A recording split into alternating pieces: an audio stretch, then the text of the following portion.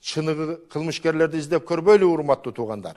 Миллиарддаган акчаларды элдин чөнтөгүнөн уурдагандарга издөө жарыялайлы деп сунуштап көрбөйлү бийликке? Мындан сырткары дирекцияны алып көрөлү. 2 миллиард акчанын дайыны жок. Мына депутаттар көтөрүп чыгышты бул маселени. Ошол дирекциянын жетекчилигине иш козгоп, эл аралык издөө жарыялап көрбөйлүбү? Анан угуп турайлы, алардан кандай жооп болор экен? Маселен, Батукаев боюнча эл аралык издөө жарыялап көрүштү эле, анын нежеси биздин чоңдордун оозун жап кылбадыбы? Тиги мынча алган, мунусу мынча миллион алган деп. Же болбосо Кадыржан Батыровго жарыялап көрөйлү. Канчалаган кан төгүлдү, эмнелерди гана айтпаган. Урматтуу туугандар, бийликтен талап кылайлы. Андан кийин угуп туралы. Кадыржан Батыров эмне деп жооп берет экен? Жок. Бийлик аларга эч кандай эл аралык издөө жарыялай албайт.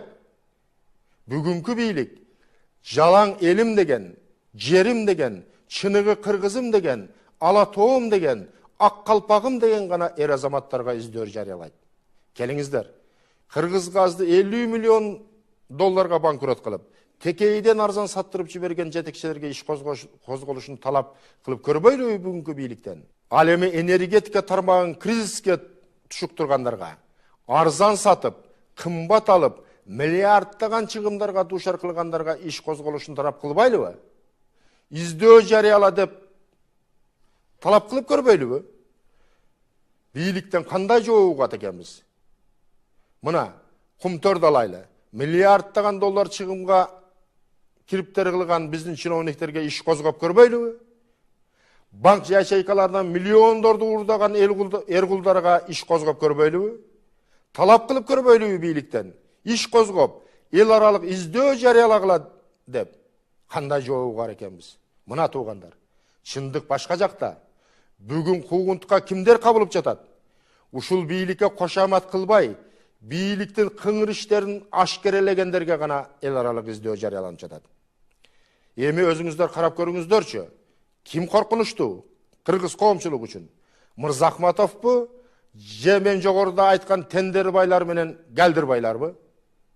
Мырзахматов жананын командасы керек болсо кыргыздын эң бир кыйын күндөрүндө, эң бир тагдыр чечер мезгилде билегин казык, башын токмок кылып, элине кызмат кылып бербеди беле?